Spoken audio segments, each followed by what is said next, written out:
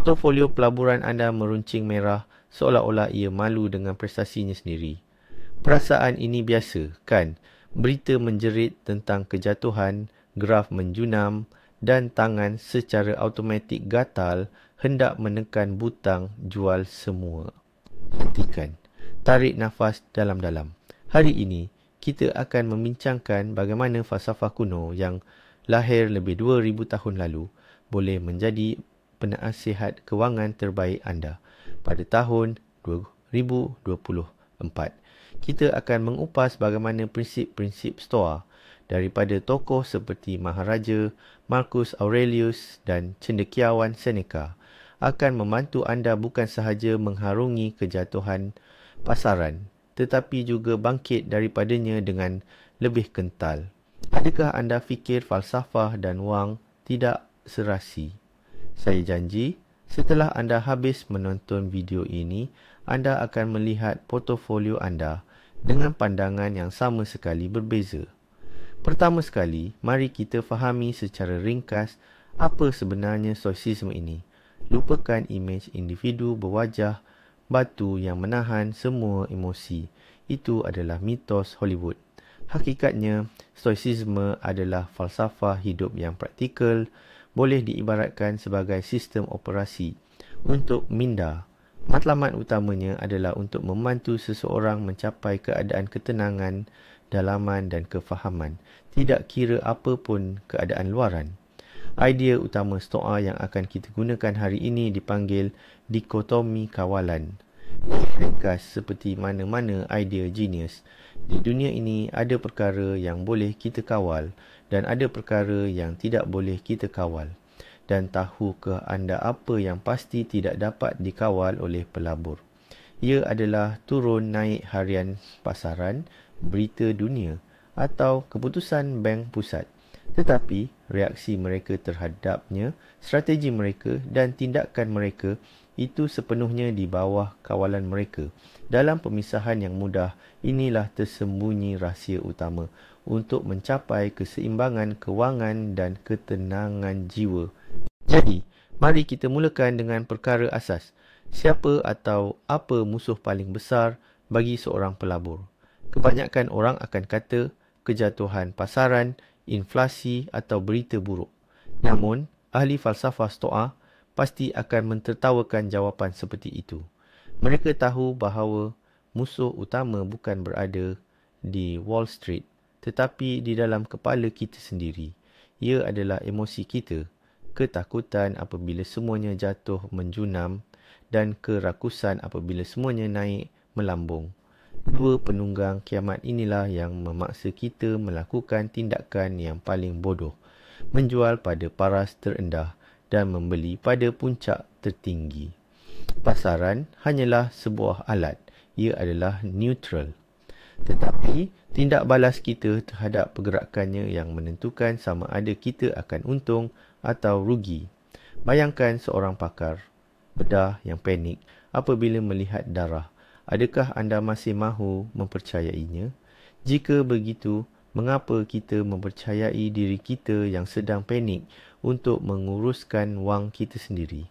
Falsafah stoicisme mengajar kita untuk menjadi pakar bedah kepada portfolio kita sendiri, berhati dingin, berfikir secara kalkulatif dan fokus pada proses, bukannya pada hiruk-pikuk emosi di sekeliling. Ini adalah langkah pertama dan paling penting menuju kestabilan kewangan. Sebelum anda menguruskan wang, belajarlah untuk menguruskan diri anda terlebih dahulu. Mari kita aplikasikan prinsip yang sama, iaitu duaan kawalan. Ini dalam kehidupan sebenar. Ambil sehelai kertas atau buka aplikasi nota anda. Bahagikannya kepada dua ruangan. Dalam ruangan kiri, senaraikan semua perkara berkaitan pelaburan anda yang berada di luar kawalan anda. Contohnya, harga saham hari ini, berita esok, paras inflasi, politik global dan pendapat pegawai analisis pasaran. Senarai ini pasti panjang dan mungkin agak menakutkan. Di ruangan kanan pula, tuliskan apa yang benar-benar anda boleh kawal. Contohnya, strategi pelaburan anda, jumlah wang yang diisi secara berkala, kepelbagaian portfolio, keputusan untuk tidak menjual kerana panik, dan masa yang diluangkan untuk mengkaji syarikat. Anda akan perasan senarai ini lebih pendek, tetapi ia jauh lebih penting. Ahli stoa mengajar kita agar melaburkan 100% tenaga dan perhatian kita pada ruangan kanan dan abaikan sepenuhnya ruangan kiri. Hentikan tabiat menyemak harga pasaran setiap 5 minit. Sebaliknya, periksa sama ada portfolio anda masih selari dengan strategi asal anda. Latihan mudah ini mengalihkan fokus anda daripada kerisauan yang sia-sia kepada tindakan yang membina. Anda akan berhenti menjadi mangsa pasaran dan mula menjadi arkitek masa depan kewangan anda sendiri. Mari kita telaah lebih mendalam prinsip pertama yang lahir daripada dikotomi kawalan, dichotomy of control. Tumpukan perhatian anda pada proses dan tindakan, bukan semata-mata pada hasil. Bayangkan seorang pemanah yang berpegang pada falsafah stoik. Dia boleh melakukan segala-galanya dengan sempurna, memilih busur terbaik, menarik tali panah dengan daya yang betul dan mengambil kira arah angin. Dia mengawal sepenuhnya proses memanah itu, tetapi sebaik sahaja anak panah dilepaskan, ia di luar kawalannya. Tiupan angin kencang secara tiba-tiba boleh mengubah hala tuju panah. Seorang pemanah stoik tidak akan kecewa atau marah jika dia tersasar. Dia akan menilai kualiti tembakannya, bukan sama ada ia mengenai sasaran. Dalam dunia pelaburan, keadaannya serupa. Tembakan anda adalah strategi anda. Anda mungkin memilih aset berkualiti, mempelbagaikannya, diversify, dan menambah wang ke akaun anda secara berkala. Anda melakukan segala-galanya dengan betul, tetapi pasaran mungkin jatuh dan portfolio anda mungkin mencatatkan kerugian buat sementara waktu. Inilah yang kita panggil tiupan angin kencang tadi. Pelabur yang tidak berpengalaman akan menilai diri mereka berdasarkan angka merah dalam aplikasi dan mula panik. Namun, pelabur yang berpegang pada falsafah stoik akan berkata kepada diri sendiri, saya telah mematuhi rancangan saya. Tindakan saya adalah betul. Hasilnya di luar kawalan saya. Pendekatan sebegini menghilangkan tekanan psikologi yang besar, membolehkan anda bertindak secara rasional dan bukannya terumbang-ambing membuat keputusan yang terburu-buru.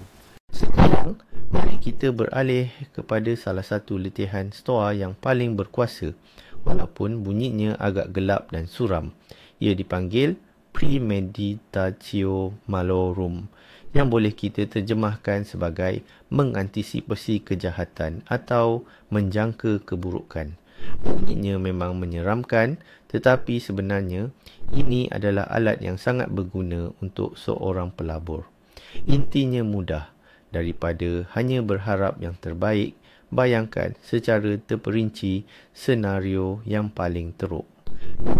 Dalam keadaan sunyi dan tanyakan pada diri anda, apakah perkara paling menakutkan yang boleh berlaku kepada pelaburan saya? Katakanlah portfolio anda jatuh sebanyak 50%, bukan 10, bukan 20, tetapi 10. Apa yang akan anda lakukan? Bagaimana ini akan menjejaskan kehidupan anda? Adakah anda masih mampu membayar bil-bil? Adakah anda terpaksa membatalkan sebarang perancangan? Fikirkan pelan tindakan yang konkret untuk senario tersebut.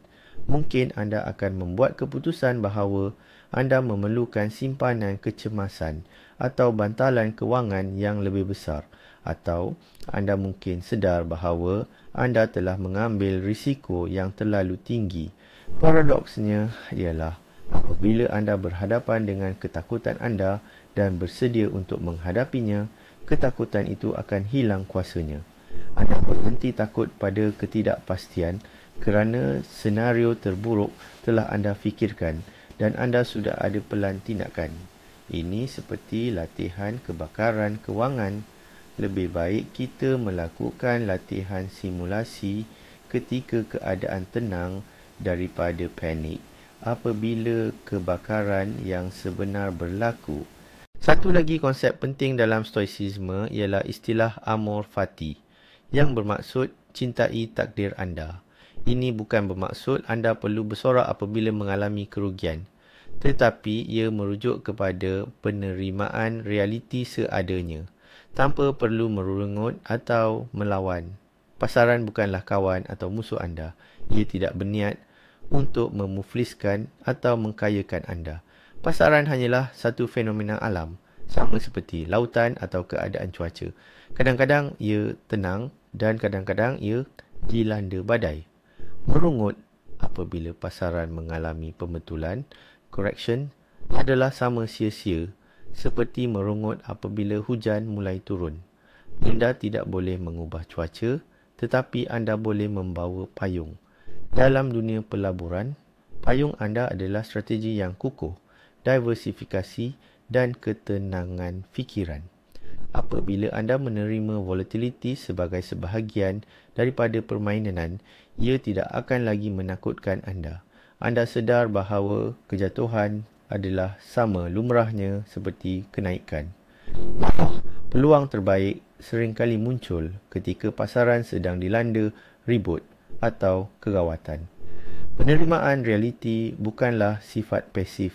Ia adalah tindakan membebaskan tenaga yang selama ini anda habiskan untuk kebimbangan dan penafian dan menyalurkannya kepada tindakan bijak yang boleh anda lakukan serta-merta. Cintai takdir anda walaupun ia membawa kerugian buat sementara waktu, kerana semua ini adalah sebahagian daripada perjalanan hidup. Maharaja Rom, Marcus Aurelius, yang juga merupakan salah seorang ahli falsafah stoicism terkemuka, mencatat diari peribadi setiap hari. Beliau merekodkan pemikiran, ketakutan dan menganalisis tindak balas dirinya sendiri. Jadi, mengapa tidak kita para pelabur melakukan perkara yang sama? Mulakanlah dengan menyediakan jurnal pelabur. Ia boleh jadi sekadar buku nota ringkas atau fail digital dalam komputer anda. Catatkan bukan sahaja apa yang anda beli atau jual, tetapi juga mengapa anda membuat keputusan itu. Apakah fikiran dan emosi yang melanda anda pada detik tersebut? Contohnya, hari ini pasaran jatuh 5%. Saya rasa panik dan ingin menjual semuanya kerana takut kerugian akan berterusan. Namun, saya memilih untuk berpegang teguh pada strategi dan tidak bertindak. Atau, saya beli saham syarikat X kerana semua orang memperkatakannya dan saya takut terlepas peluang keuntungan. Selepas 6 bulan atau setahun, baca semula catatan ini. Anda mungkin terkejut apabila menyedari betapa kerap dorongan emosi anda membawa kepada kesilapan. Diari ini akan menjadi jurulatih peribadi anda. Ia akan mendedahkan titik kelemahan anda, bias kognitif yang anda miliki dan pencetus-pencetus panik anda. Mengendalikan jurnal sedemikian adalah satu latihan kesedaran diri, mindfulness, yang mengubah anda daripada pemain reaktif yang mudah terikut-ikut dengan setiap pergerakan kecil pasaran, menjadi seorang ahli strategi yang berfikir dan sentiasa membuat refleksi. Seorang lagi filsuf Stoa yang agung merupakan antara orang yang paling kaya di Rom. Namun, beliau sentiasa mengingatkan dirinya dan orang lain bahawa kekayaan yang hakiki tidak terletak pada wang. Beliau pernah menulis, orang miskin bukanlah yang memiliki sedikit, tetapi orang yang sentiasa mahukan lebih. Bagaimana hal ini boleh diaplikasikan dalam pelaburan? Jawapannya sangat mudah. Dalam pasaran yang merosot, kita cenderung terperangkap dengan angka. Saya rugi 10,000. Nilai portfolio saya jatuh 15%. Kita mula menyamakan nilai diri dan kebahagiaan kita dengan baki akaun broker. Stoicisme mencadangkan kita mengalihkan fokus kepada diri sendiri. Mengapa sebenarnya saya melabur? Jawapannya pasti bukan untuk mempunyai sejuta dalam akaun. Sebaliknya, ia mungkin untuk menjamin masa depan keluarga, untuk melancong atau untuk memiliki kebebasan memilih. Inilah matlamat anda yang sebenar. Kejatuhan pasaran hanyalah turun naik sementara dalam perjalanan mencapai matlamat tersebut. Rumah anda, keluarga anda, kesihatan anda, kemahiran anda, semua ini kekal bersama anda. Apabila anda mengingati nilai-nilai sebenar ini, penyusutan sementara dalam aset maya tidak lagi dirasakan seperti kiamat. Ia hanyalah riak di permukaan air, bukan nahas kapal kehidupan anda. Ingatlah, portfolio adalah alat untuk mencapai kehidupan yang anda inginkan, bukan kehidupan itu sendiri. Pelabur moden hidup di tengah-tengah ribut maklumat. Berpuluh laman web, saluran Telegram dan YouTuber menjerit memberitahu anda apa yang patut dilakukan. Jual segera, beli saham ini, ia akan melonjak, malapetaka bakal tiba. Inilah punca utama panik dan keputusan yang diambil secara terburu-buru. Para stoa akan mencadangkan kita menggunakan penapis mental yang ampuh. Sebelum anda menerima sebarang berita ataupun nasihat, tanya diri anda 3 soalan. Pertama, adakah maklumat ini benar dan berdasarkan fakta atau sekadar pendapat dan emosi seseorang? Kedua, adakah maklumat ini berguna untuk keputusan pelaburan jangka panjang saya? Ketiga, adakah perkara yang dilaporkan dalam berita ini berada dalam lingkungan kawalan saya? Anda akan dapati bahawa 99% kandungan kewangan gagal melepasi penapis ini. Ramalan penganalisis tentang ke mana arah pasaran esok hanyalah pendapat, bukan fakta. Berita skandal mengenai sesebuah syarikat tidak berguna jika anda seorang pelabur jangka panjang dengan portfolio yang terpelbagai.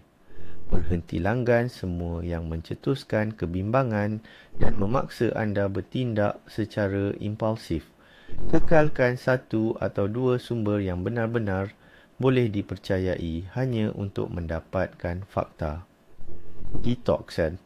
Maklumat store ini adalah perkara terbaik yang boleh anda lakukan untuk ketenangan fikiran dan modal pelaburan anda.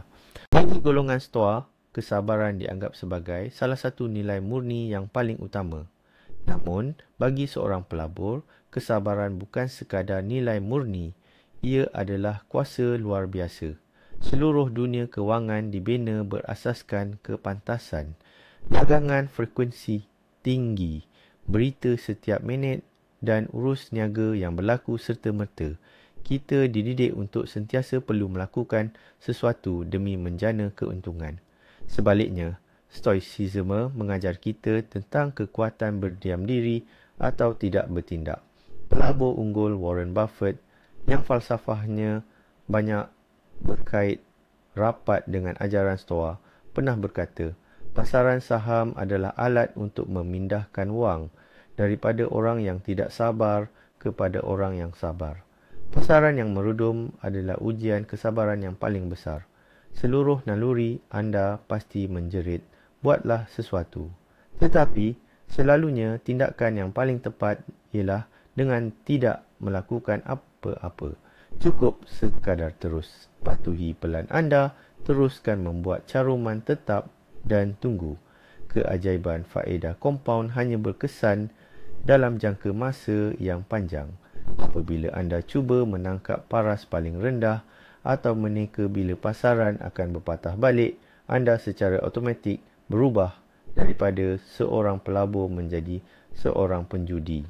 Seorang stoa pula memahami bahawa masa adalah sekutu utamanya. Dia menanam pokok dan tidak menggali akarnya setiap hari untuk memeriksa pertumbuhannya.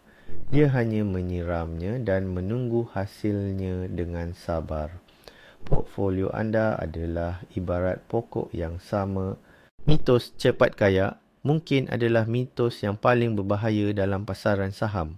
Kisah-kisah tentang individu yang menjadi jutawan sekelip mata melalui saham yang panas memang mengujakan imajinasi ramai.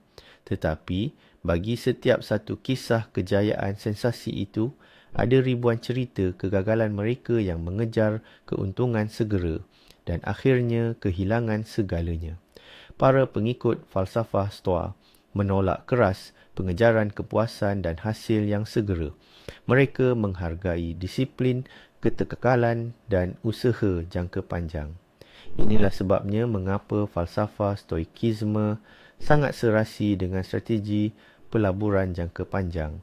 Apabila anda membeli bukan sekadar kod saham, tetapi pegangan dalam perniagaan yang berkualiti, anda tidak bertaruh pada harga esok, tetapi pada pertumbuhan dan perkembangan perniagaan itu untuk dekad yang akan datang. Kejatuhan harga saham syarikat yang baik sebanyak 20 atau 30% sama sekali tidak mengubah nilai fundamental perniagaan tersebut. Pelabur jangka panjang yang berpegang pada prinsip Stoa ini bukanlah satu tragedi, tetapi peluang jualan murah. Ini adalah peluang keemasan untuk membeli aset pada harga diskaun. Sifat tamaklah yang mendorong kita mencari roket yang akan meledak nilainya keesokan hari. Tetapi, kebijaksanaan seorang stoik mengarahkan kita mencari syarikat yang kukuh dan boleh terus selama berdekad-dekad. Kini di tangan anda. Adakah anda memilih perburuan yang cepat tetapi berbahaya, atau memilih cara bertani yang perlahan tetapi menjanjikan hasil yang pasti? Titus, seorang lagi tokoh Stoa terkemuka yang bangkit daripada seorang hamba menjadi ahli falsafah yang disegani, sering membicarakan tentang konsep kebebasan. Namun, yang dimaksudkannya bukanlah kebebasan politik, tetapi kebebasan batin. Beliau mengajarkan bahawa seseorang itu menjadi hamba apabila dia terlalu terikat dengan perkara yang bukan miliknya atau perkara yang dia tidak dapat kawal. Sekarang, cuba kita fikirkan, berapa kerapkah kita menjadi hamba kepada portfolio pelaburan kita sendiri? Kita bersorak apabila nilainya meningkat dan kita mula rasa tertekan apabila ia merosot. Suasana hati dan harga diri kita mula bergantung secara langsung pada angka-angka hijau dan merah yang terpapar pada skrin. Inilah yang dimaksudkan dengan perhambaan. Menurut pandangan Epictetus, ingatlah, nilai bersih net worth anda bukanlah penentu nilai diri, self-worth anda. Anda bukanlah sekadar baki yang tertera dalam akaun pembrokeran anda. Untuk mencapai kebebasan sejati, anda perlu mewujudkan jarak emosi antara diri anda dan kewangan anda. Sentiasa ingatkan diri, pelaburan saya hanyalah alat. Ia tidak menentukan siapa diri saya. Apabila ikatan emosi ini terputus, anda akan dapat membuat keputusan mengenai aset anda dengan jauh lebih waras dan objektif. Anda tidak lagi akan menjual kerana takut menjadi lebih miskin atau membeli hanya kerana ingin berasa lebih kaya. Anda hanya akan menguruskan alat tersebut demi mencapai matlamat kehidupan anda. Para pelabur seringkali terkeliru dengan dua konsep yang sangat fundamental, harga dan nilai. Harga adalah jumlah yang anda bayar untuk saham hari ini. Ia sentiasa berubah, bergantung pada sentimen orang ramai, berita semasa dan panik pasaran. Nilai pula adalah kos intrinsik, iaitu nilai asas perniagaan yang mendasari saham tersebut. Nilai ini jauh lebih stabil dan bergantung kepada keuntungan, aset dan prospek jangka panjang syarikat. Seorang stoa, seperti mana-mana pelabur yang bijak, sentiasa menumpukan perhatian kepada nilai, bukan kepada harga. Dalam pasaran yang merosot, harga banyak syarikat hebat boleh jatuh jauh di bawah nilai sebenar mereka. Khalayak akan menjual panik tanpa membezakan sama ada perniagaan itu bagus atau sebaliknya. Bagi pelabur stoa, ini bukanlah punca untuk takut, tetapi adalah peluang yang unik. Mereka tidak hanya melihat graf yang menurun, tetapi mereka melihat peluang untuk membeli pegangan dalam perniagaan yang cemerlang dengan diskaun yang besar. Mereka bertindak seperti pembeli semasa jualan murah di kedai. Jika barang yang sudah lama mereka inginkan dijual separuh harga, mereka akan bergembira dan membelinya, bukannya lari ketakutan. Untuk belajar melihat nilai, anda perlu melakukan kerja rumah anda, syarikat dan memahami model perniagaan mereka. Ini lebih sukar daripada sekadar melihat harga. Tetapi pendekatan inilah yang membolehkan anda kekal tenang, mendapat manfaat daripada kekacauan pasaran. Kerendahan hati dalam falsafah stoa mengajar kita untuk mengakui batasan ilmu pengetahuan diri. Tidak ada sesiapa pun yang boleh tahu segalanya tentang semua perkara. Apabila prinsip ini dibawa ke dalam dunia pelaburan, kita bertemu dengan konsep penting yang dikenali sebagai lingkaran kecekapan, Circle of Competence. Lingkaran ini merujuk kepada industri dan syarikat yang perniagaannya anda benar-benar fahami. Mungkin anda bekerja dalam sektor IT dan mahir selok-belok pasaran perisian. Atau mungkin anda seorang doktor, jadi anda tahu baik buruknya syarikat pharmaceutical. Atau anda hanyalah seorang pemain game tegar yang dapat melihat trend masa depan dalam industri permainan video. Lingkaran kecekapan anda adalah benteng pertahanan anda. Utamakan pelaburan dalam lingkungan itu sahaja. Kenapa ini sangat penting, terutamanya ketika pasaran sedang menjunam? Sebabnya, apabila saham syarikat yang telah anda kaji secara mendalam itu jatuh, anda masih memiliki keyakinan kukuh terhadap prospek jangka panjangnya. Anda tahu bahawa operasi perniagaan mereka tidak terjejas dan kejatuhan harga hanyalah bersifat sementara. Anda tidak akan panik. Tetapi jika anda membeli saham syarikat bioteknologi tanpa memahami sebarang aspek penyelidikan mereka, semata-mata kerana ada orang yang mencadangkan, anda akan diselubungi rasa cemas yang amat sangat apabila harga mula jatuh. Anda tidak tahu adakah ini masalah fundamental syarikat atau sekadar panik pasaran. Dalam apa yang anda faham, ini adalah prinsip stoa yang akan menyelamatkan banyak duit dan mengurangkan tekanan mental anda. Stoicisme bukanlah mengenai mengelak risiko secara total. Sebaliknya, ia adalah tentang bagaimana kita mengurus risiko itu dengan bijaksana. Seneca menasihati kita untuk memilih laluan di mana potensi keuntungan jauh melebihi potensi kerugian. Dalam kewangan moden, perkara ini dikenali sebagai pertaruhan asimetri. Bayangkan situasi ini.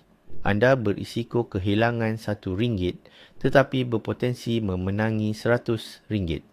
Ini adalah pertaruhan yang sangat asimetri dan menguntungkan.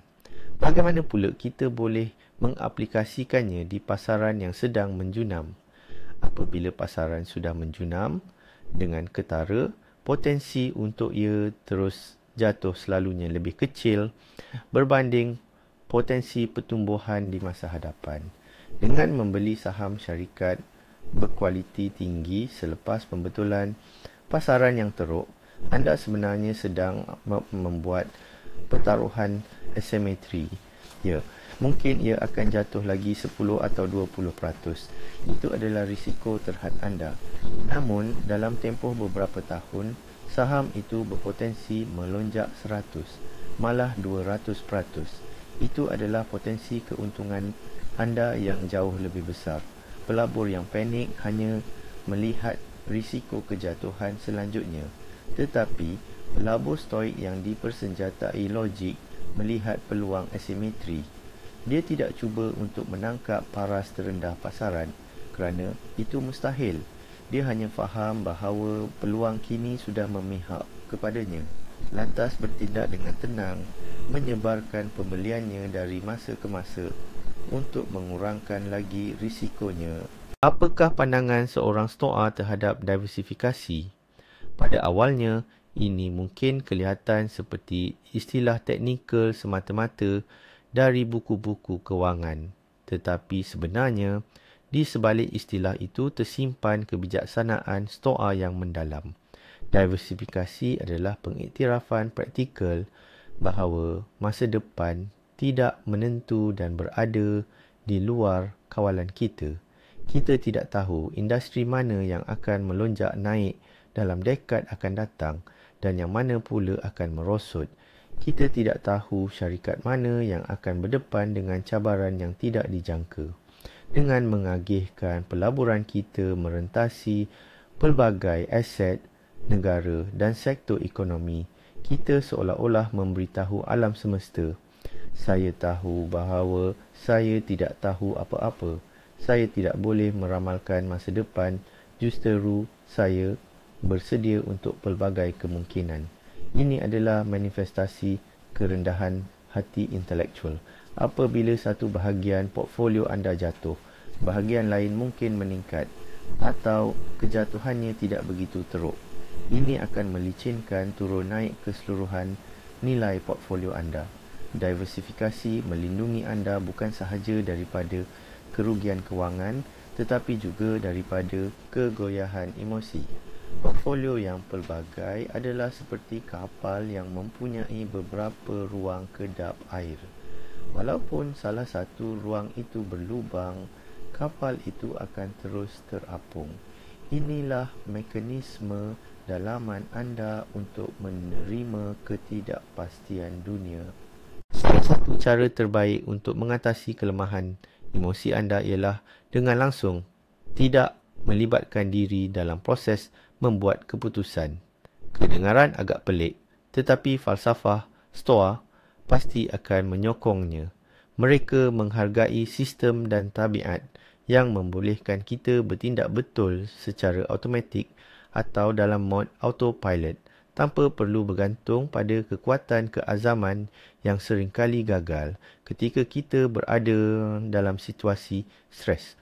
Dalam konteks pelaburan, perkara ini dicapai melalui automasi. Tetapkan pengisian akaun pembrokeran anda secara automatik dan berkala, serta pembelian dana atau saham pilihan anda dengan jumlah yang tetap. Contohnya, pada setiap hari ke-10 bulan, sejumlah 10,000 rubel akan ditolak daripada kad anda dan wang itu digunakan untuk membeli unit dana indeks. Itu sahaja. Anda tidak perlu lagi membuat keputusan sama ada untuk membeli ataupun tidak. Anda tidak perlu memerhatikan pasaran dan berfikir jika ini adalah masa yang baik. Sistem itu akan melakukan segala-galanya untuk anda. Pendekatan ini yang dikenali sebagai purata kos dolar, dollar cost averaging, DCA, amat berkesan terutamanya ketika pasaran sedang jatuh. Jumlah tetap yang anda tetapkan secara automatik membeli lebih banyak saham apabila harganya rendah dan lebih sedikit apabila harganya meningkat. Anda secara sistematik meraih keuntungan daripada kejatuhan harga tanpa perlu memikirkannya. Inilah falsafah stoa dalam bentuk yang paling tulen. Mewujudkan sistem yang bijak untuk melindungi diri anda daripada ketidakrasionalan anda sendiri. Mari kita fokus semula pada godaan utama bila pasaran jatuh, iaitu nak jual semua yang ada. Ini adalah reaksi naluri lawan atau lari atau fight or flight yang sudah sebati dalam diri kita secara evolusi. Otak kita nampak ancaman, kerugian dan terus menjerit, lari selamatkan diri. Namun, dalam pasaran saham, mengikut naluri ini selalunya akan membawa padah. Menjual dalam keadaan panik adalah cara pasti untuk merealisasikan kerugian anda. anda menukarkan kerugian sementara yang hanya atas kertas menjadi kerugian yang nyata dan kekal. Pendekatan Stoik dalam situasi ini akan kembali kepada konsep dikotomi kawalan.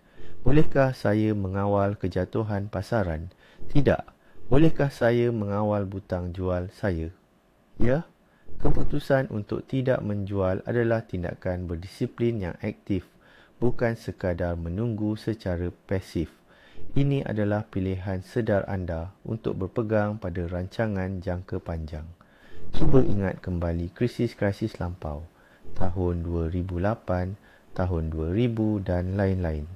Selepas setiap kejatuhan, walaupun yang paling menakutkan, pasaran akan kembali pulih dan mencipta paras tertinggi yang baru. Satu-satunya pihak yang rugi adalah mereka yang menjual ketika pasaran di dasar dan tidak pernah kembali. Kesabaran dan keupayaan untuk menentang naluri jualan panik, itulah yang membezakan pelabur yang berjaya daripada yang lain. Tugas anda hanyalah untuk menanti ribut ini berlalu. Jika menjual aset ketika pasaran merosot adalah kesilapan, mungkin kita patut membeli pula. Di sini, garis antara ketabahan seorang stoik dengan tindakan melulu sangat tipis. Membeli secara rambang setiap aset yang jatuh adalah strategi yang buruk. Namun, membeli aset berkualiti yang telah dipilih lebih awal pada harga diskaun, itulah kemuncak seni pelaburan. Bagaimana seorang stoik membuat keputusan sedemikian? Dia menggunakan logik dan pelan yang telah disiapkan, bukan emosi. Semasa pasaran masih tenang, dia menyediakan senarai hajat, senarai syarikat cemerlang yang ingin dimilikinya, tetapi dirasakan harganya terlalu tinggi ketika itu. Dia menetapkan paras harga sasaran yang jelas untuk membeli setiap aset tersebut. Dan apabila pasaran jatuh dan harga mencapai paras yang ditetapkan, dia tidak gentar. Dia melihat ini bukan sebagai krisis, tetapi peluang untuk melaksanakan pelannya. Tindakannya bukan impulsif, tetapi tersusun dan berkaedah. Ini bukan perjudian menangkap pisau yang sedang jatuh. Ini adalah pelaksanaan strategi yang tenang dan berdarah sejuk. Jika anda tiada pelan sedemikian, lebih baik anda teruskan sahaja pembelian automatik dana indeks. Tetapi jika anda bersedia melakukan kerja rumah, pasaran yang merosot akan bertukar daripada ancaman menjadi sekutu yang menawarkan syarikat terbaik dunia dengan diskaun yang besar. Ketika pasaran menjunam, tiba-tiba muncul ramai sangat pakar dan kaunselor yang tumbuh bak cendawan lepas hujan. Rakan sekerja, jiran tetangga atau sahabat anda, semua orang mula memberikan nasihat berharga. Mereka kata, saya dah jual habis, awak pun patut. Waktu ni lah nak beli emas, atau cepat rembat saham syarikat tu. Ini insider. Jadi, bagaimana kita harus bertindak balas menurut prinsip stoicism? Pertama sekali, kekalkan ketenangan dan dengar dengan baik dan sopan. Berdebat atau membantah adalah sia-sia. Kedua, tapis dan saring setiap nasihat melalui penapis akal waras anda sendiri. Tanyakan soalan ini kepada diri sendiri. Apakah asas kukuh di sebalik nasihat ini? Adakah ia selari dengan matlamat kewangan dan profil risiko peribadi saya? Dan yang paling penting, adakah saya benar-benar memahami aset yang disarankan itu? Dalam 99% kes, jawapannya cenderung adalah tidak. Stoicism adalah falsafah yang menjurus kepada kemandirian diri. Anda memikul tanggungjawab penuh ke atas setiap keputusan yang dibuat. Mengalihkan tanggungjawab ini kepada jiran atau guru tanpa nama di internet, itu adalah sikap yang kebudak-budakan. Gunakan maklumat daripada orang lain sekadar sebagai bahan renungan, tetapi jangan sesekali menjadikannya sebagai panduan terus untuk bertindak. Masa depan kewangan adalah milik anda seorang. Oleh itu, keputusan Keputusan mesti dibuat oleh anda sendiri, berlandaskan analisis dan strategi peribadi. Inilah yang dinamakan kebebasan intelektual yang sejati. Pada akhirnya, matlamat pelabur Stoik bukan sekadar untuk mengharungi ribut, tetapi untuk muncul lebih kuat daripadanya. Ahli falsafah moden Nassim Taleb memperkenalkan istilah yang indah untuk konsep ini, anti-kerentanan, anti-fragility. Sesuatu yang rapuh akan pecah apabila dipukul. Sesuatu yang kukuh pula mampu menahan pukulan dan kekal sama. Tetapi sesuatu yang anti-kerentanan akan menjadi lebih baik selepas menerima kejutan atau tekanan. Bagaimana untuk mencapai tahap ini? Pertama sekali, dengan membina portfolio yang anti-kerentanan. Ini bukan hanya mengenai kepelbagaian.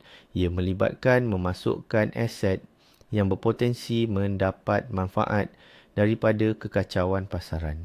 Ini bermaksud mempunyai simpanan tunai yang cukup untuk membeli ketika pasaran jatuh dan mengelakkan hutang besar yang akan menjadikan anda terdedah. Namun, apa yang lebih penting ialah membentuk minda yang anti kerentanan. Setiap kejatuhan pasaran yang anda hadapi tanpa menyerah kepada panik menjadikan anda pelabur yang lebih bijak dan berpengalaman.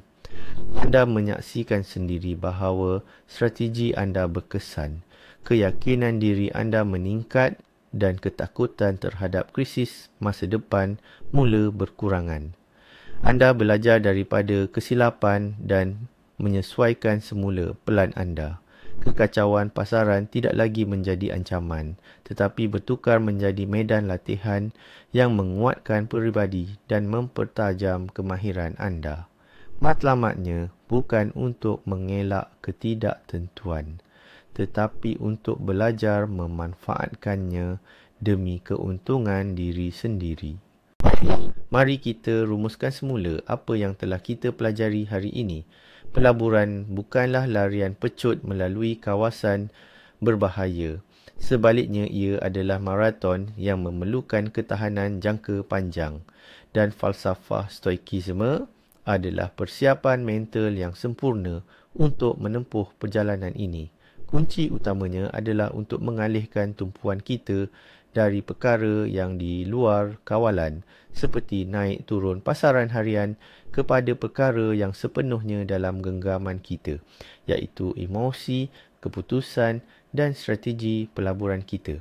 Pasaran yang merosot bukanlah satu malapetaka. Sebaliknya, ia adalah sebahagian daripada perjalanan yang tidak dapat dielakkan. Ia adalah ujian sebenar terhadap rancangan pelaburan dan juga integriti peribadi anda. Dan yang paling penting, ini adalah waktu peluang besar bagi mereka yang dapat mengekalkan ketenangan fikiran dan bertindak secara rasional, bukannya mengikut dorongan hati. Terima kasih banyak kerana menonton video ini sehingga habis. Saya amat berharap perkongsian ini memberi manfaat kepada anda. Jika anda mendapati falsafah stoik ini menarik, jangan lupa tinggalkan like dan subscribe ke saluran ini agar anda tidak terlepas video-video baharu mengenai pelaburan yang bijak. Dan juga, jangan lupa tekan butang loceng pemberitahuan. Sekarang, soalan untuk anda. Apakah kaedah yang anda gunakan untuk mengekalkan ketenangan apabila pasaran mula bergejolak? Anda mengaplikasikan sebarang prinsip falsafah dalam kehidupan atau pelaburan anda? Kongsikan jawapan anda di ruangan komen di bawah. Kami sangat berminat untuk membaca kisah dan pandangan peribadi anda.